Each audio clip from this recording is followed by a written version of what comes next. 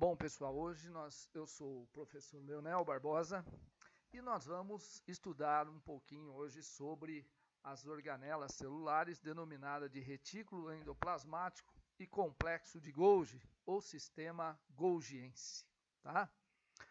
Bom, essa imagem ela mostra justamente aí o retículo endoplasmático. Então nós temos o núcleo ao fundo, né, representado em roxo, e uma rede de cisternas circundando esse núcleo, né, circundando a carioteca. Veja que eles estão ligados. E aqui em laranja nós temos aí uma rede de canais denominada de retículo endoplasmático liso. Então, o que diferencia, né, esses dois retículos é justamente a presença de ribossomos que estão localizados aqui, ó, aderidos à parede dessa região mais próxima do núcleo. Então aqui nós chamamos esse conjunto de retículo endoplasmático rugoso, ou granuloso, ou ainda de ergastoplasma. Esse retículo, né, ele está associado, ele está ligado aqui à carioteca e do outro lado ele está associado a uma rede de canais que corresponde ao retículo endoplasmático liso. Tá? Bom, o retículo endoplasmático rugoso, então, ou granuloso, né? Alguns exercícios usam o termo ergastoplasma, né, como sinônimo aí de retículo endoplasmático rugoso.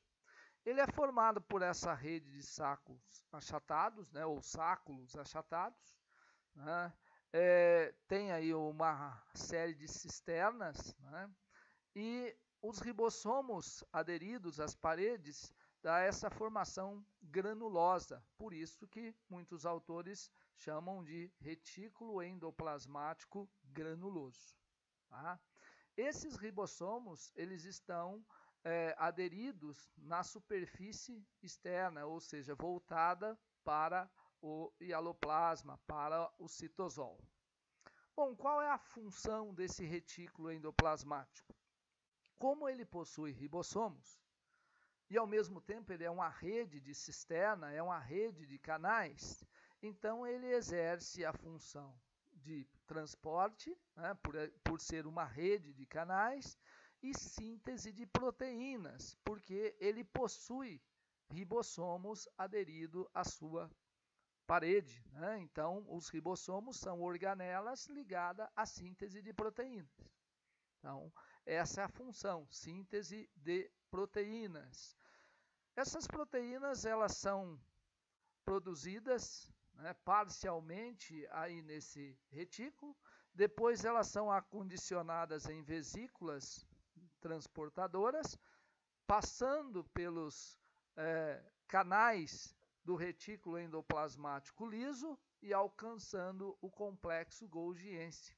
Então existe uma relação, né, entre essas três organelas. Então elas são organelas complementares aí nas suas funções, tá?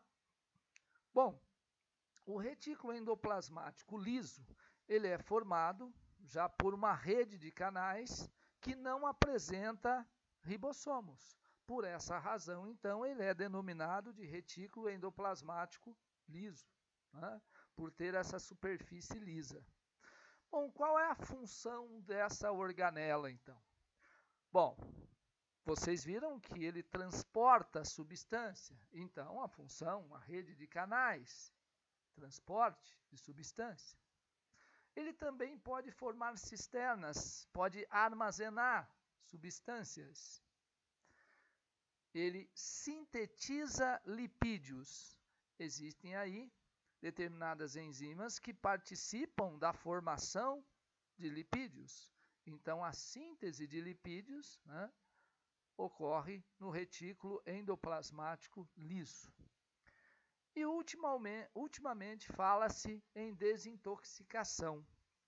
Então, a quebra de determinadas substâncias tóxicas, né, substâncias nocivas, pode ocorrer justamente nessa rede de canais denominada aí de retículo endoplasmático liso, né? Nas células vegetais, alguns autores afirmam que os vacúolos são formados a partir do retículo endoplasmático liso, né? Eles vão formando bolsas, essas bolsas vão aumentando aí o seu volume e acabam formando ali os, né, vacúolos que armazenam água e armazenam outras substâncias. Então, síntese de lipídio, transporte, armazenamento e desintoxicação são as funções realizadas pelo retículo endoplasmático liso. Passamos aí para o complexo golgiense, uma organela fantástica, uma organela que exerce inúmeras funções, né, algumas específicas. Aí nós temos duas fotos, né, mostrando justamente aí essa rede de sáculos achatados, né? Ela pode vir com um número menor, de 4 a 6 sáculos achatados, ou pode ser até, pode apresentar uma quantidade maior, como mostra a figura aí da esquerda, né? O retículo endoplasmático rugoso, né, ele contém os ribossomos. O retículo endoplasmático liso, ele praticamente não possui nenhuma, né, vesícula se desprendendo dele, ele transporta a substância, é uma rede de canais. Agora, o Golgi, ele está sempre associado a vesículas, então é uma organela ligada à secreção. E o cidadão da foto é o Camilo Golgi, né, o responsável aí pela identificação dessa organela, tá? Aqui nós temos uma imagem mostrando o complexo golgiense e, como eu já disse, uma maneira de diferenciar do retículo endoplasmático liso, que é uma rede de canais. Se você prestar atenção ali ao fundo, a gente também tem canais, né, que se formam, mas a grande diferença entre essas organelas é justamente a presença de vesículas. Veja que ao redor de toda essa estrutura nós temos essas esferas que correspondem a vesículas de secreção. Então, o complexo golgiense, ele tem duas regiões que nós chamamos de face cis e face trans. A face cis é por onde essas vesículas chegam até o complexo de Golgi. Então, vamos recapitular. Uma proteína começou a ser sintetizada lá no retículo endoplasmático rugoso, né? Lá naquele retículo, então, ele foi transferido por meio de vesícula através, né, dos canais do retículo endoplasmático liso e chegou pela face cis, alcançando aqui, né, essas cisternas, esses sáculos achatados que formam aí o complexo golgiense. Aqui vai ser processada, quer dizer, finalizada a proteína, e ela pode ser armazenada, pode ser acondicionada em vesícula e liberada pela face trans, de transferência, né? Vai embora, né, para a membrana ou para o meio externo, né, em relação a essa célula. Então, o complexo de Golgi, ele está sempre associado a vesículas de secreção. Bom, a estrutura do complexo de Golgi, né, como eu já coloquei na imagem anterior, então ela é formada por esses sáculos achatados, né, como se fosse uma pilha desses sáculos. Alguns autores chamam essa pilha, a pilha toda, de dictiossomos. Isso é muito comum a gente encontrar em células vegetais. O autor está mostrando as organelas de uma célula vegetal e ele chama todo esse conjunto, né, de sáculos achatados de dictiossomo. Mas eu já encontrei também, né, outros autores que usam cada sáculo achatado, cada cisternazinha dessa, recebendo o nome de dictiossomo. Então, para não ter erro, né, dictiossoma é uma estrutura que entra na constituição aí do complexo golgiense. Aí você não erra, tá? Bom, a face cis, né, então é aquela que está mais próxima do retículo endoplasmático liso, ela está mais próxima do núcleo, tá? Então é uma região convexa. Já a face trans, ela está do outro lado. Eu guardo aquela face de transferência, que vai transferir as vesículas para o meio externo. Então ela é uma região distal, distante, né? Tá? Mais longe, enquanto a cis é proximal. Mais proximal do que? Né? Ela é mais próxima do núcleo e mais distante do núcleo, né? Então, a face trans é aquela que está mais perto da membrana plasmática, onde o material vai ser liberado, tá certo? Bom, essa é uma figura extremamente comum e ela está mostrando, né, com muita clareza o núcleo que está aí no cantinho em roxo. Depois nós temos o retículo endoplasmático rugoso, né, com essas esferas azuis, representando aí os ribossomos. Depois embaixo os canais, que é o retículo endoplasmático liso, e vesículas de transporte, né, que estão chegando à face cis do nosso complexo golgiense. E posteriormente, esse material vai ser processado aí dentro e liberado através de vesículas de secreção e chegam até a membrana e posteriormente para o meio externo. Ou podem permanecer aí na membrana. Tá? Então essa é a sequência, né, dos eventos aí da nossa proteína. Bom, está até em vermelho a principal função do complexo de Golgi, né? Se fôssemos para identificar uma organela com apenas uma função, a gente, para o complexo de Golgi, seria secreção celular. Mas ele armazena a substância, ele empacota a substância e exporta, quer dizer, manda essa substância para fora da célula. Tá? Então, armazenamento, empacotamento. Empacotar significa colocar em vesículas, acondicionar em vesículas e depois liberar essas vesículas para o meio externo. Então, ele faz isso com as proteínas. Vamos relembrar um pouquinho, né? A nossa proteína, ela é sintetizada lá no ribossomo que está aderido ao retículo endoplasmático rugoso. Lá no ribossomo, o que é feito é a estrutura primária da proteína. É montada a sequência linear dos aminoácidos, né, num processo que nós chamamos de tradução.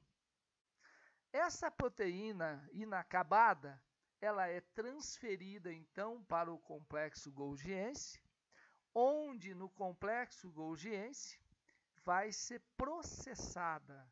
Então, ocorre o processamento dessa proteína, né? O que seria esse processamento? Então, nós vamos ter a retirada de aminoácidos extremos, colocando moléculas, por exemplo, de carboidratos, lipídios, então formando glicoproteínas, lipoproteínas, né? Adicionando grupos prostéticos, né? Transformando aí proteínas complexas, né? E depois, então, colocando essas proteínas em vesículas e exportando-a ou mandando para a membrana. Uma outra função do complexo golgiense é a síntese de polissacarídeo. Então, polissacarídeo, né, conjunto aí de glicoses, né, que vai formar principalmente a celulose, que vai fazer parte da parede celular. Então, nos vegetais, né, nós temos aí a formação da lamela média, que é justamente aí um acúmulo, né, de polissacarídeo durante aí o processo de divisão da célula. Esses os oligossacarídeos, produzidos a partir aí do complexo golgiense, pode fazer parte do glicocálix também, que é aquela, né, camada de carboidrato que fica do lado externo da célula. E é responsável pela formação da organela chamada lisossomo, uma organela ligada à digestão intracelular. Então, os lisossomos são vesículas que brotam do complexo golgiense, que contém enzimas digestivas, né? E o complexo golgiense também pode, né, fazer o acrossomo. Né? O que é o acrossomo? Acrossomo é uma vesícula grande presente nos espermatozoides, né, presente aí nas células reprodutoras. Então, o espermatozoide ele possui aí uma região, né, com uma grande quantidade de enzimas, denominado de acrossomo. Tá? Então, são funções exercidas pelo complexo golgiense. Então, aqui nós temos, né, uma imagem mostrando 3 células. Essas células são aí representantes do ácino do pâncreas, tem esse formato de machadinho. São células que aparecem com frequência em determinadas questões vestibulares.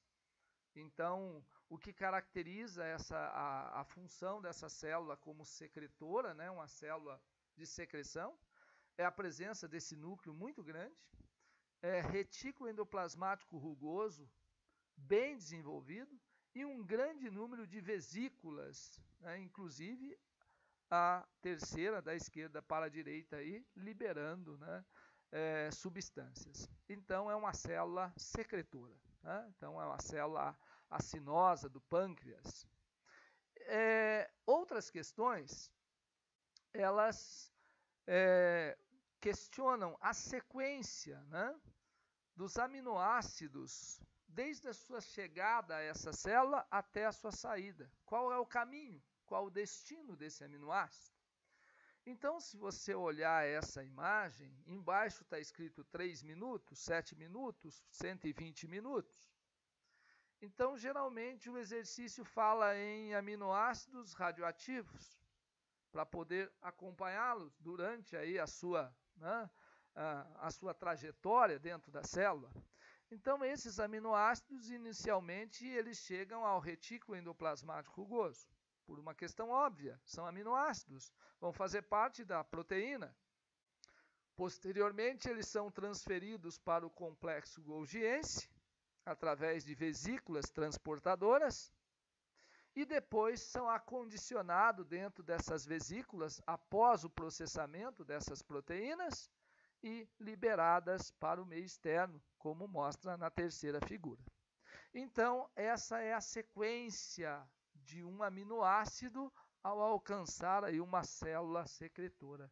Esse é o caminho. Né? O Enem já perguntou isso várias vezes, tá? Assim como outros vestibulares importantes. Então, fique atento. Bom, aqui é mais uma imagem que mostra a formação aí de proteínas de membrana. Então, não são apenas aquelas proteínas da membrana plasmática. Não. As membranas que formam, inclusive, as organelas membranosas, seguem aí o mesmo caminho. Tá? Então, elas acabam passando pelo retículo endoplasmático rugoso, sendo transferida para o complexo golgiense e, posteriormente, sendo distribuída aí, né, para as membranas. Então, formação aí dessas proteínas, né, membranares, que nós chamamos, que podem atuar na estrutura, que podem atuar como enzimas, como proteínas transportadoras, exercendo inúmeras funções. E nós temos, né, aqui as vias secretoras, né? Então, nós temos 2 vias de secreção dessas substâncias que vão pegar o caminho, né, externo, ou seja, que vão para fora das células. Então, a primeira é a secreção constitutiva. O que significa isso? Assim que a substância é secretada, ela já é liberada do complexo golgiense para fora da célula. Então não existe aí um mecanismo regulador. Ela é sintetizada, acondicionada, né? Assim que ocorre o término de sua síntese, ela é acondicionada em vesícula e vai ser mandada aí para a membrana, por onde vai ser secretada, tá? Ou ela vai fazer parte da própria membrana plasmática, né? Então, é uma secreção constitutiva, ou seja, conforme vai sendo sintetizada, automaticamente vai sendo liberada, né? Então, uma produção aí em série. Já a segunda via é uma via chamada regulada. Essa é diferente. A substância ela é, então, finalizada aí no complexo golgiense, né? Guardada em vesícula e fica esperando um momento específico para ela ser liberada. Geralmente ela pode perder água, né? Essas substâncias podem se agregar e, no momento oportuno, ela então vai ser liberada, né? Um exemplo são os hormônios proteicos. Então a insulina cabe bem aí dentro, né? Então ela fica acumulada em determinados grânulos e quando há necessidade, então ela vai ser liberada, né? Então ela não é liberada imediatamente assim que é sintetizada. Ela fica ali guardadinha, esperando chegar a sua vez de ser, né, liberada para exercer a sua função. Então a via constitutiva é direta e a via regulada é aquela que espera o momento certo para ser, né, liberada da célula. E aqui é mais uma figura que mostra aí as funções do complexo golgiense, né? Então está lá a proteína, né? Iniciou a sua estrutura primária lá na parte rosa, que é o retículo endoplasmático rugoso, nos seus ribossomos, né? Foi transferido para a rede de canais aí que corresponde ao retículo endoplasmático liso, né? Desprendeu-se daí vesículas transportadoras e chegou à face cis do complexo golgiense, que é o laranjinha aí. Aí foi processado e empacotado, né, guardado em vesículas, acondicionado em vesículas especiais e mandado para a membrana, onde está ocorrendo aí na setinha azul a secreção. Então esse é o caminho. Veja que há uma relação direta, né, entre essas três organelas na produção aí de substância. Inclusive, até a Unicamp já fez uma perguntinha aí no passado, né? Qual o destino aí das proteínas sintetizadas pelo retículo endoplasmático rugoso e das proteínas sintetizadas pelos ribossomos que ficam livres no citoplasma, né? E a diferença é a seguinte: as proteínas de secreção, elas são produzidas normalmente pelo retículo endoplasmático rugoso. Já aquelas proteínas que vão permanecer dentro da célula, vão fazer parte do metabolismo da célula, né? Então elas são sintetizadas pelos ribossomos livres. Então é uma questão, né, que pode ser respondida dessa forma, né, num vestibular. Obviamente, se a gente for aprofundar, né, tem outros detalhes ligados a isso, mas dá para a gente separar aí dessa forma: proteínas de secreção, proteínas de secreção e membrana, retículo endoplasmático rugoso. Proteínas que vão permanecer dentro do citoplasma ou do hialoplasma e celular, né, são produzidas pelos ribossomos livres, tá? Bom, formação de lisossomos. O lisossomo é uma organela muito importante nas células animais, né? Os lisossomos são responsáveis pela digestão de substâncias que vão ser fagocitadas ou pinocitadas pela célula. E os lisossomos nada mais são que vesículas com enzimas, né, digestivas dentro delas. Então, essas vesículas, elas brotam da face trans do nosso complexo golgiense e permanece dentro da célula, tá?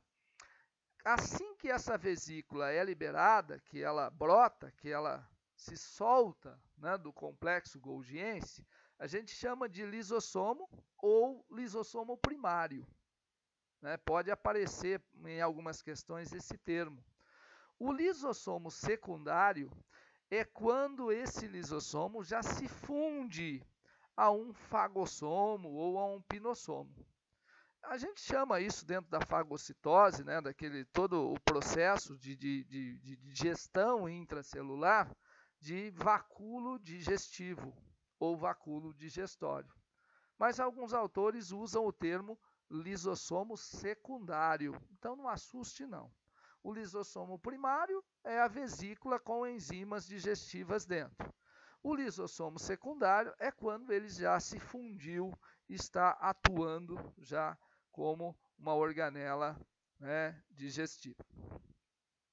Bom, formação da lamela média ou fragmoplasto em células vegetais. Quando a célula vegetal está terminando a sua divisão, né, a sua mitose, a última etapa da divisão é a telófase. E na telófase ocorre a divisão do citoplasma. O que é essa divisão do citoplasma? Os núcleos já estão prontos, a carioteca já está quase formada, as organelas já estão separadas, né? O material genético já descondensou. Agora eu preciso separar o citoplasma. E na célula animal, isso acontece de fora para dentro. A gente chama de citocinese, né, centrípeta. Por quê? Porque não há parede celular, não há celulose, né? Agora a célula vegetal não. A célula vegetal, ela tem uma parede celulósica, celulose polissacarídeo. Quem sintetiza polissacarídeo? Complexo golgiense. Então, o complexo golgiense vai formando, né, vesículas, principalmente de amilopectina, e elas vão se fundindo e formando do centro para fora, de dentro para fora, a parede celular, né? Então, nós chamamos essa citocinese, né, essa divisão de citoplasma, de centrífuga, ou seja, do centro para fora. A maioria dos autores chamam isso de lamela média, né, a formação da lamela média, ou fragmoplasto, é um termo que está sendo utilizado. Porque lamela média você pode confundir com a lamela que está dentro da organela cloroplasto, tá? Então, aí, né, seria mais interessante a gente chamar de fragmoplasto. Formação do acrossomo. Então, o acrossomo, né, corresponde, né, a uma vesícula bem grande que se forma a partir do complexo golgiense.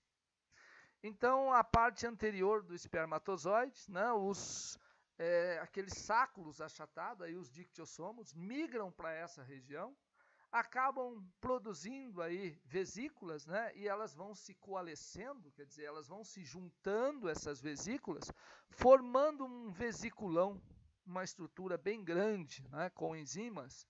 Isso a gente chama de acrossomo, tá? Então, o acrossomo do espermatozoide é uma estrutura oriunda do complexo golgiense, tá certo? Então, tá aí, né, essa imagem mostrando a formação do acrossomo. Bom, então aqui nós temos um detalhe, né, mostrando justamente aí uma outra imagem, né, desse processo que a gente chama de diferenciação, né, diferenciação celular. Então, através dessa diferenciação, nós temos ali a parte vermelha, né, que corresponde aí ao acrossomo. Então, está aqui, ó, isso é uma vesícula formada a partir do complexo golgiense. Aqui o núcleo da célula e as mitocôndrias e o centríolo aqui, que já formou aí o, né, flagelo. Então tá aí. Bom, gente, para encerrarmos, né, a nossa... os lisossomos fazem parte aí, eles são formados pelo complexo de Golgi, então é interessante a gente finalizar falando da digestão, né, da função exercida pelos lisossomos. Então, nós separamos a digestão heterofágica e a digestão autofágica, né, e a autólise. Então, são termos que a gente, às vezes, encontra aí nas questões e a gente precisa tomar cuidado para não confundir. Então, digestão heterofágica é aquela que o alimento ele veio do meio externo, né? Então, por fagocitose ou pinocitose. A digestão autofágica é quando certas substâncias da própria célula, certas organelas, vamos usar esse termo que cabe melhor, então certas organelas, né, acabam sendo degradadas formam um vacúolo autofágico. Então é a digestão de componentes celulares, então a gente chama de autofagia. Só que essa autofagia ela é controlada, tá? Por que ela é controlada? Porque ela vai acontecer dentro de vacúolos específicos, tá? Então é muito importante para a reciclagem de organelas celulares, né? E também para a degradação aí de certos tipos de célula, tá? E a autólise já corresponde à destruição da célula.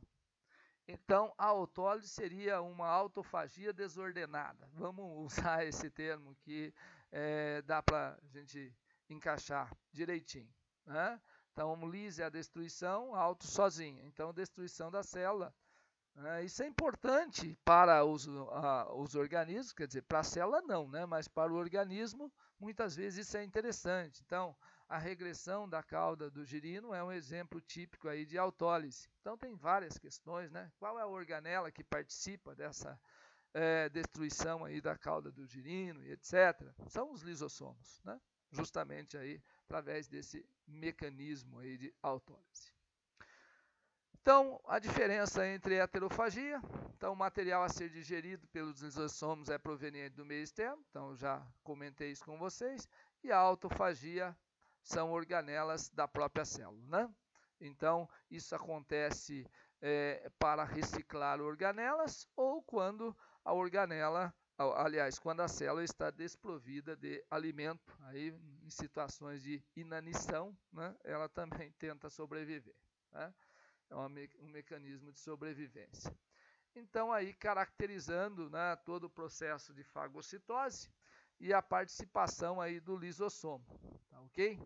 Então, aqui nós temos fago e apino, né, o que vai diferenciar aqui é justamente aí o tamanho da partícula e a forma que a membrana está dobrando, evaginação e invaginação.